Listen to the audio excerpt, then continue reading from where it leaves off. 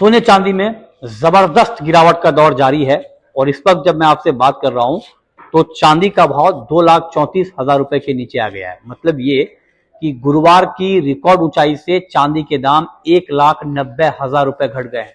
सोचिए 1,90,000 रुपए।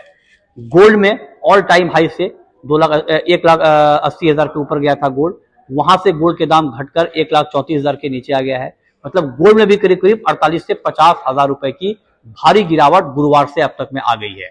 Global market में कोहराम मचा हुआ है, वहां पर भी जबरदस्त गिरावट है।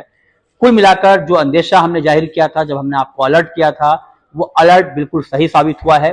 जबरदस्त गिरावट है। तमाम लॉजिक दिए जा रहे थे जब तेजी आई थी कि नहीं, इस बार की तेजी बिल्कुल अलग है, बैक्ड बाय फंडामेंटल है, और हमने हर तेजी पर सवाल खड़े किए थे कि किसी भी एसेट क्लास में इस तरह की तूफानी तेजी को जस्टिफाई नहीं किया जा सकता है। एग्जैक्टली मार्केट में वही हुआ है। अब सवाल है कि यहां से आगे क्या होगा। अब चूंकि मार्केट में इस वक्त बहुत ज्यादा पैनिक है, तो पैनिक को कभी भी जस्टिफाई नहीं करना चाहिए और नहीं किया जा सकता है। बेशक ये गिरावट ही क्यों ना हो सकता है कि थोड़ी गिरावट आपको और दिख जाए, लेकिन वो गिरावट पैनिक वाली होगी। और गोल्ड का जो प्राइस है वो 1,15,000 के आसपास, 1,30,000 के आसपास का फेयर प्राइस है। वहां से अगर ज्यादा गिरता है तो वो एक पैनिक वाली गिरावट होगी। चांदी भी 2,25,000 के आसपास का प्राइस फेयर प्राइस माना जाना चाहिए। अगर वहां से ज्यादा दाम गिरते हैं तो उसको पैनिक वाली गिरावट मानी जाएगी। तो आप ये मान के चलिए कि 2,25,000 के आसपास चांदी और 1,15,000 के आसपास गोल्ड का प्राइस स्टेबलाइज होना चाहिए अगर मार्केट नॉर्मल होता है तो।